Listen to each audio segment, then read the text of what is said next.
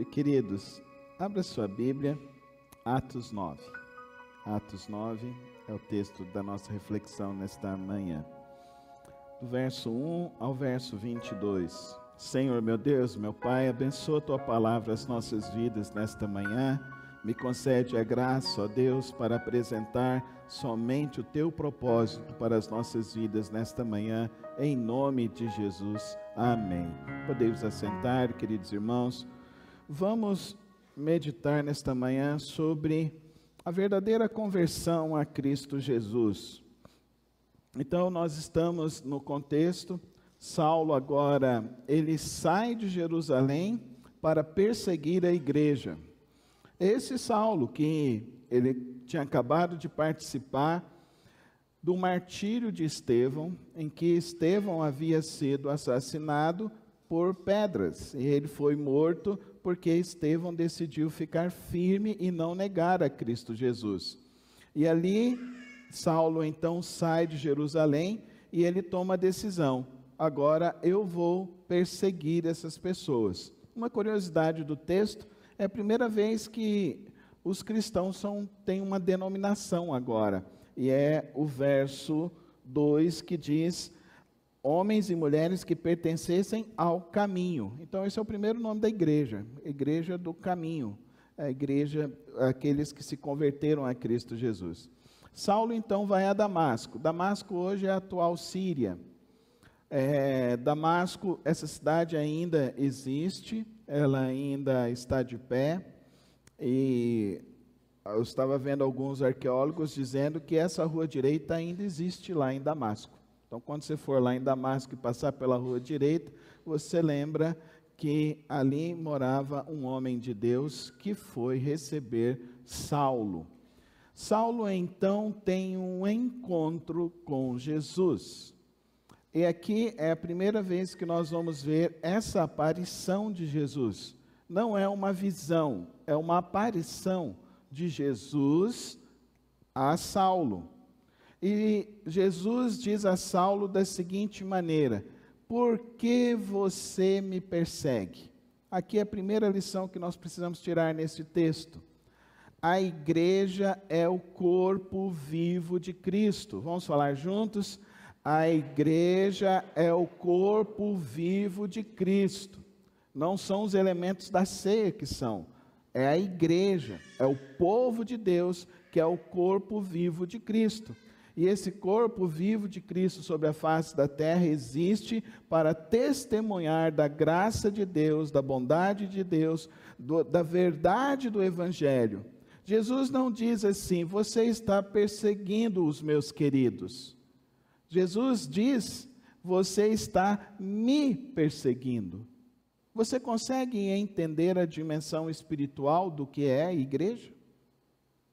Você tem esse discernimento, querido irmão e querida irmã, que quando você aceita Cristo Jesus como seu único e suficiente Salvador, você dá a sua pública profissão de fé, que nós vamos ver no próximo domingo a irmã Karina fazer, e ela vai descer as águas. Você está dizendo que você está afirmando que você está entrando na igreja. Mas isso é mais do que entrar num grupo de pessoas, numa localidade. Isso está querendo dizer que você faz parte do corpo místico de Cristo sobre a face da terra. Aqui, queridos irmãos, já cai por terra essa ideia de que nós podemos ser igreja em casa. Esse é um erro antagônico tremendo, porque é impossível isso ocorrer. Aqui Jesus está dizendo claramente: você me persegue. Você tem ideia e entendimento sobre a dimensão espiritual da igreja. Quando a igreja sofre, Cristo sofre. Quando a igreja passa dificuldades, Cristo está se revelando no meio da igreja. Você faz parte do corpo de Cristo. O apóstolo Paulo depois vai usar essa expressão de uma maneira mais poderosa e veemente na carta aos Efésios, falando então que nós somos esse corpo que somos ligados pelas juntas para manifestar o propósito de Deus sobre a terra, para que ninguém mais se perca, mas para que seja salvo. Pertencer à igreja não é só participar de reuniões.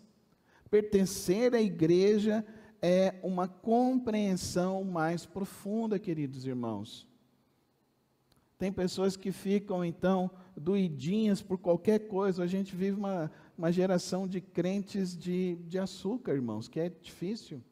Por qualquer coisa eles ficam chateados. Já teve gente que saiu da igreja porque eu não cumprimentei, porque eu não liguei. Querido irmão, se você está aqui esperando alguma ação de algum homem, você não está ligado no corpo de Cristo. Não, você não faz parte da igreja. Se você pertence a uma igreja porque você tem afinidades pessoais, a igreja é mais do que isso. A igreja é muito mais do que isso.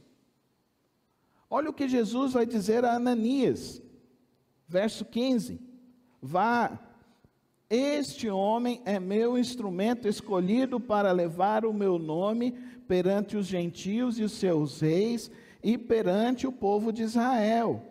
Mostrarei a ele o quanto deve sofrer pelo meu nome. Podemos falar juntos?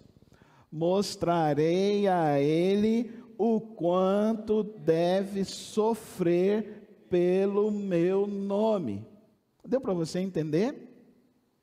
Igreja não é lugar que você vai para você fazer o que você quer, para você ouvir o que você quer, ou para se afagar o seu ego, ou afagar alguma coisa que você tem dentro de você. Não é, querido irmão. Olha o chamado de Paulo. Olha o chamado de Paulo. Jesus está falando diretamente a ele, e não somente a ele, mas também por instrumento de Ananias. Esse Ananias não tem nada a ver com Ananias e Safira. Aquele Ananias e Safira já morreu, entendeu? Ele já não existe mais. Esse Ananias faz parte da sinagoga de Damasco. Provavelmente ele fazia parte do Sinédrio. Mas uma coisa interessante, os judeus se convertiam, mas eles continuavam na sinagoga. Os que eram judeus, eles continuavam, inclusive, guardando o sábado, guardando as suas restrições alimentares, guardando os rigores da lei judaica. Mas eles se converteram a Cristo Jesus, eles não mudaram essa cultura, porque essa cultura era positiva. Agora, quando a cultura não é positiva, ela precisa ser transformada. Então, esse Ananias, que era um homem de respeito na cidade, porque tinha um bom testemunho para com os de dentro e para com os de fora, esse judeu vai a Paulo e vai orar a Paulo. E aqui acontecem coisas interessantes, porque esse judeu, Jesus fala para ele: você vai chegar lá, você vai orar e Saulo vai ser curado.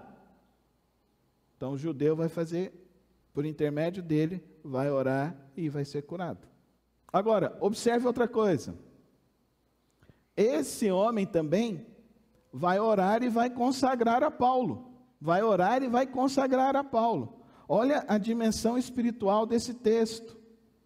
Olha a dimensão espiritual do que significa participar de uma igreja, assumir um compromisso com Cristo, estar ao lado de Cristo, viver para o Evangelho. Mas pastor, Saulo aí não é um neófito na fé? É um neófito na fé, queridos. Mas quando Deus quer fazer a obra na vida de alguém, queridos irmãos, Deus faz a obra dele poderosamente, amém? Ele faz, poderosamente. E olha que interessante isso. Esse Ananias então vai lá, ora. Verso 17, irmão Saulo, o Senhor Jesus, que lhe apareceu no caminho por onde você via, enviou-me para que você volte a ver e seja cheio do Espírito Santo. Ananias não queria ir lá visitar Saulo. Ele questiona Jesus. Ele fala: Senhor, esse Saulo é aquele que está matando o povo lá. Não tem um outro melhorzinho para mim ir lá orar por ele? Talvez ele tivesse com medo de ser preso por Saulo e de ser levado preso amarrado para Jerusalém, não sei. Mas mesmo assim, correndo algum certo risco, ele obedece a Cristo.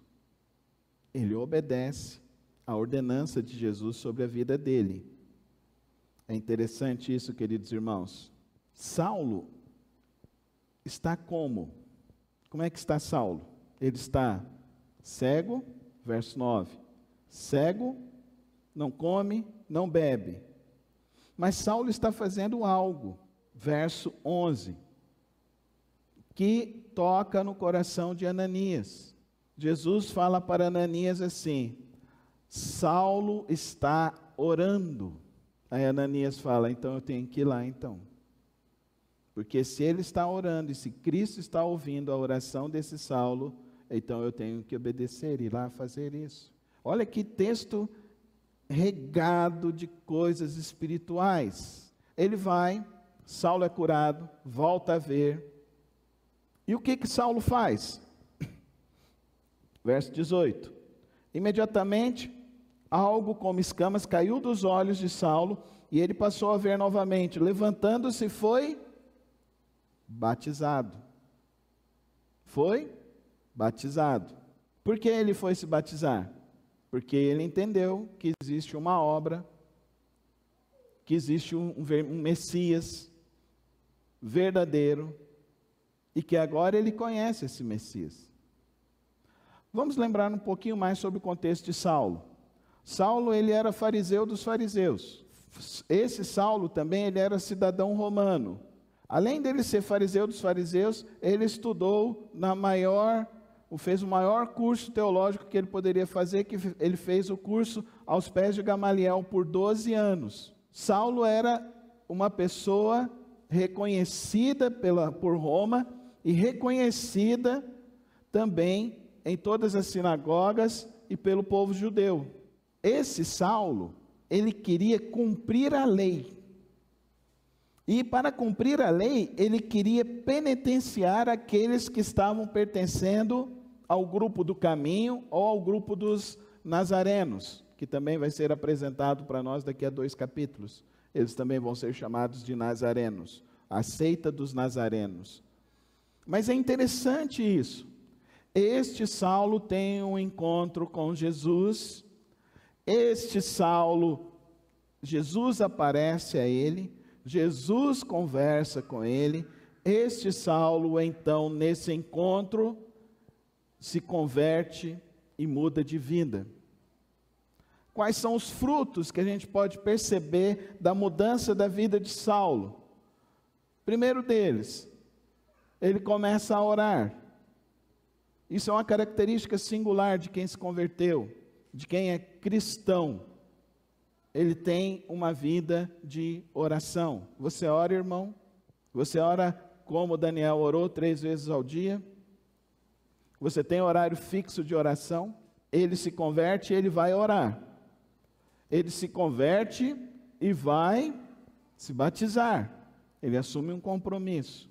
Tem pessoas que vêm para a igreja, mas não têm compromisso. Nem de oração, nem compromisso com a igreja. Não tem o coração de Ananias. Querem só fazer aquilo que está no coração deles, aquilo que lhes agrada. E não querem servir de fato a Deus, mesmo que isso venha requisitar algum tipo de sacrifício. E para essa geração que vive dentro dessa teologia da positividade, dentro dessa teologia da prosperidade, essa geração cada vez mais se afasta do propósito de Deus e do Evangelho de Cristo Jesus. Essa geração, com esse tipo de teologia, existe simplesmente para enriquecer os líderes religiosos, mas não para cumprir o plano de Deus sobre a face da terra. Porque a igreja verdadeira de Cristo Jesus, ela levanta servos. Dentro dela se origina servos. A verdadeira igreja composta de discípulos e servos do Deus vivo. Servos que entendem que vivem pela pátria celestial e não pela pátria da terra. Que vivem pelas promessas de Deus e não pela prata da terra. que vivem ansiando a volta de Cristo, do que ansiando uma nova bênção. Uma bênção para trocar um carro, uma bênção para viajar, uma bênção para ter alguma promoção. Não. O verdadeiro discípulo, ele serve ao Deus vivo. Ele serve e tem um compromisso verdadeiro e profundo com o Deus vivo, o nosso Senhor Jesus Cristo. É tão profundo o que Cristo está fazendo na vida de Saulo. E observa, Saulo passou vários dias com os discípulos em Damasco. Logo começou o que, irmãos? A pregar. E o que ele pregava? Jesus é o Filho de Deus. Lembrem-se, quem está falando isso é um judeu. Quem está falando isso é um judeu que tem as cartas para executar até mesmo a morte dos seguidores de Jesus. E agora, ele está dizendo, Jesus é o Filho de Deus. Ele está afirmando uma visão também espiritual da vida de Cristo Jesus.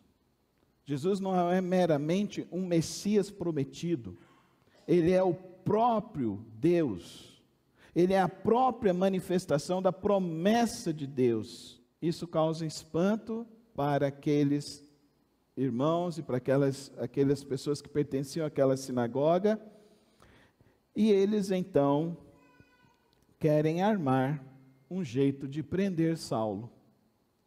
Como Deus é maravilhoso.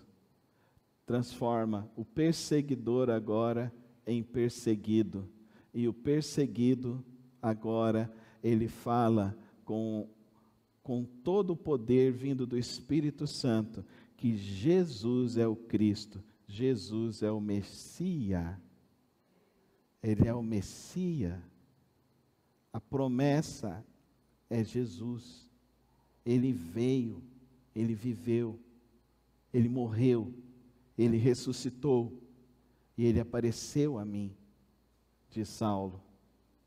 E se você quiser compreender um pouco mais sobre essa conversão de Saulo, depois você vai na primeira carta de Paulo aos Coríntios, no capítulo 15, leia aquela parte que ele vai explicar claramente o que significa para ele a ressurreição. Depois você vai para 2 Coríntios, capítulo 12, e veja claramente o que essa experiência foi tão profunda e mexeu dentro das entranhas da psique de Paulo. Provocou sérias mudanças de vida. Sérias mudanças de vida. Com isso, então, queridos irmãos, vendo esse texto tão profundo, que nos ensina de uma maneira maravilhosa, que a igreja não é um mero ajuntamento de pessoas, a igreja é o corpo místico de Cristo sobre a face da terra, e que a única maneira que temos para pertencer à igreja é através de uma genuína e profunda conversão a Cristo Jesus.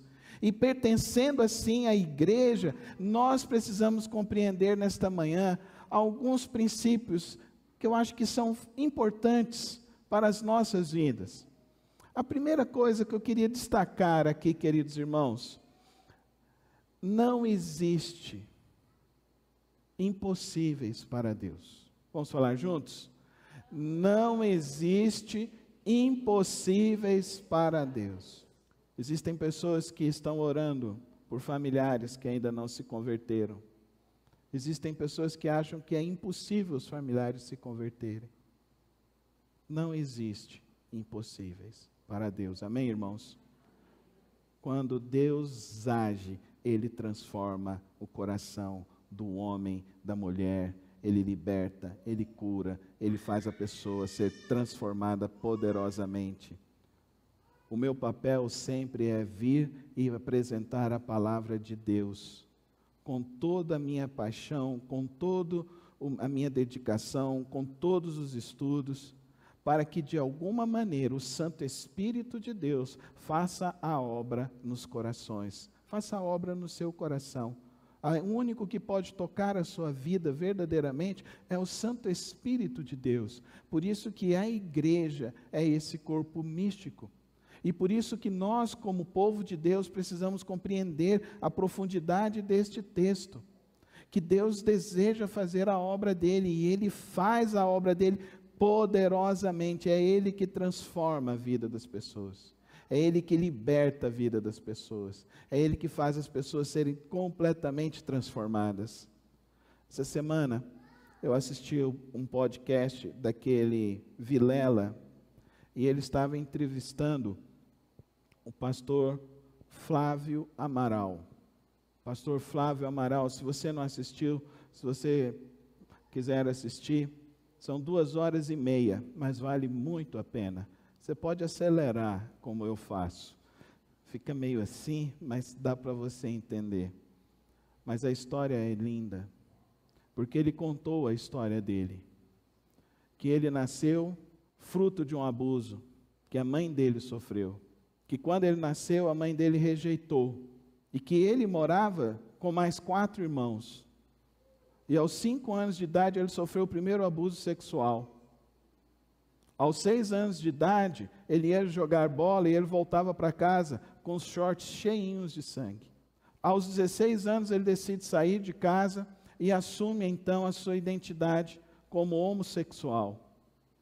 Ele diz que na primeira noite que ele saiu para se prostituir, ele voltou, ele já tinha dinheiro para pagar 1 mês de aluguel, ele já tinha dinheiro para comprar, mobiliar a casa dele, ele tinha condições para tudo, e assim ele foi vivendo a vida dele.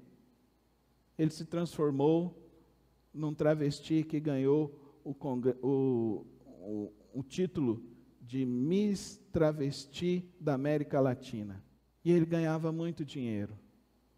Mas que a avó dele tinha se convertido quando ele tinha 15 anos. E o dia que a avó estava indo para a igreja, passou na praça e viu ele todo maquiado, ela virou e falou para ele assim: eu vou para a igreja orar pela sua vida. E eu nunca mais vou parar de orar pela sua vida. E eu sei que um dia você vai se converter a Cristo Jesus. E isso aconteceu. Hoje ele é um pastor. Ele tem uma filhinha. Ele é casado. Ele está nas redes sociais. Ele prega.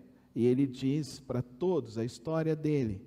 De que Deus não aceita a homossexualidade. De que a homossexualidade é um pecado. E que nós não temos só o pecado da homossexualidade, temos o pecado da maledicência, temos o pecado da mentira, temos o pecado da falsidade, temos o pecado da apatia espiritual, temos o pecado de sermos incrédulos dentro da igreja e de não crermos em Deus. Num programa ímpio, ele estava lá dando testemunho, e eu estava acompanhando os comentários, e muitas pessoas criticando, e muitas pessoas colocando o rostinho de que estavam chorando, porque eu creio no poder do Evangelho, porque eu sei que o Evangelho é o poder de Deus para a salvação de todo aquele que nele crê. O Deus que mudou Saulo, é o Deus que mudou o pastor Flávio, é o Deus que me mudou, é o Deus que pode mudar o seu familiar, o seu parente, que ainda não se rendeu aos pés do Senhor Jesus Cristo. A palavra de Deus nos diz nesta manhã, nos desafia a acordarmos e entendermos que nós estamos envolvidos em um projeto místico, sobrenatural, que quem governa e rege é o Senhor dos Exércitos, o Rei dos Reis. Segunda lição que nós precisamos entender, queridos irmãos, nesse texto: a igreja existe para servir a Deus. Vamos falar juntos? A igreja existe para servir a Deus. Sirva a Deus, queridos irmãos. Sirva a Deus. Como eu posso servir a Deus, pastor? Primeiramente, dê o seu testemunho. Dê o seu testemunho. Seja um cristão aqui dentro, seja um cristão aonde você trabalha, seja um cristão aonde você mora, seja um cristão. Segundo, faça como Paulo, fique em oração. E terceiro, aproveite as oportunidades, queridos irmãos. Deus coloca-nos sempre em algumas oportunidades. Agora de manhã eu estava saindo com a minha Bíblia na minha mão. Ao descer o elevador, uma senhora virou e falou assim, com a Bíblia na mão? Eu falei, vou começar minha semana no melhor lugar que tem para começar, que é na igreja, aos pés do Senhor Jesus Cristo. Ela olhou assim para mim e falou assim, você gosta da igreja? Eu falei, eu amo Jesus Cristo. Você ama Jesus Cristo, irmão? Você ama Jesus Cristo? Cadê a sua espada? Levanta a sua espada aí, igreja. Levanta a sua espada. Igreja, igreja, cadê a sua espada? Cadê a sua espada, igreja? Anda com a sua espada embanhada, igreja. Cristo está à véspera. Não há tempo de brincar. Não há tempo. E nós precisamos dar o testemunho. Por último, queridos, última lição que esse texto me desafia aqui nesta manhã, que eu e você precisamos ter bastante atenção, queridos irmãos, sobre a igreja e sobre o Evangelho. Essa semana completou 45 anos da morte do querido poeta brasileiro Sérgio Pimenta. Ele compôs grandes canções. Uma das canções que ele compôs, ele disse assim, vida com Deus é luta, irmão, é ter que remar contra a maré, nunca olhar atrás, mas sempre avistar o Mestre, Jesus Cristo. Que esse seja o nosso lema, que esse seja o nosso desafio, viver para Cristo Jesus, hoje e para sempre. Amém. Feche os teus olhos.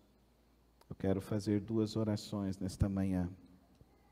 A primeira oração é para você que entrou aqui hoje e ainda não tomou essa decisão ao lado de Cristo Jesus.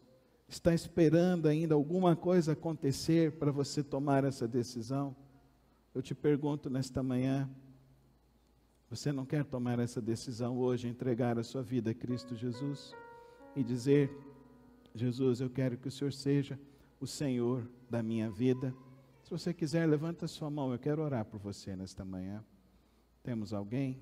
Amém, amém, graças a Deus. Pai querido, eu te louvo, Senhor, pela tua palavra, que é viva e eficaz, que divide a alma.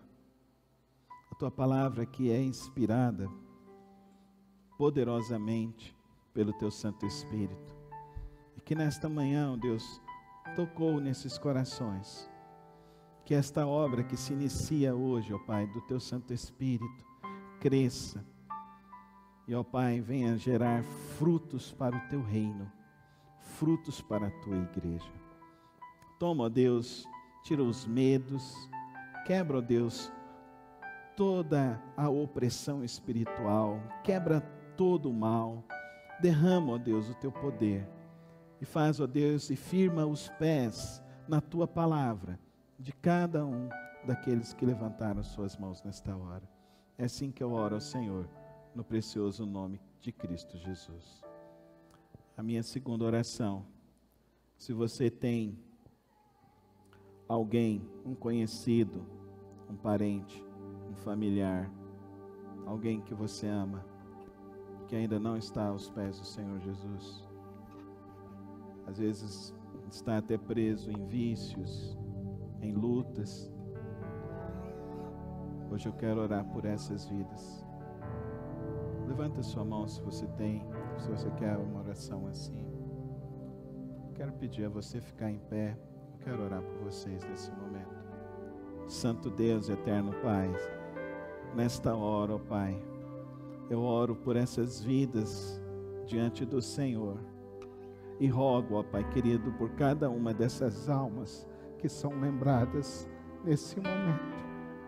Eu peço, Senhor, venha cair as escamas dos olhos, venha cair os sofismas do engano, venha, ó Deus, visitá-los com teu Espírito Santo aonde estiverem, que recebam, ó Deus, da tua graça, que recebam a visitação do teu Santo Espírito, que recebam e percebam o acolhimento do teu amor poderoso, Santo Deus. Eu oro, ó Deus, pelos irmãos, ó Deus, que se levantaram, e peço, ó Deus, que o Senhor os use como o Senhor usou Ananias, ó Pai querido, na vida de Saulo. Use esses irmãos, ó Pai, poderosamente. Ó Deus querido, visita cada vida, cada lar. Pai, toma essas vidas, ó Pai, nós queremos vê-los convertidos, libertos, salvos, te adorando em espírito e em verdade, com as suas famílias, ó Deus, te servindo ao Senhor.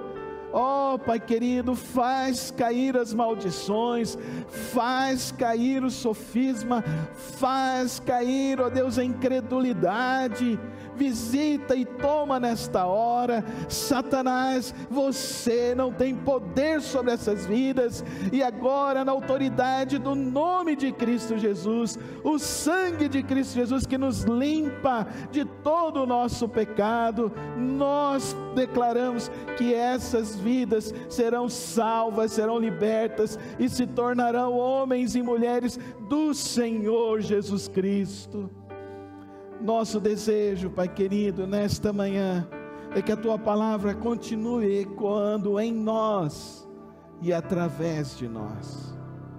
Que nesta manhã, ó Deus, a Tua santa palavra nos desperte a viver o Teu santo evangelho em todos os lugares e por onde quer que formos. Assim que oramos, em nome de Jesus. Amém. Amém.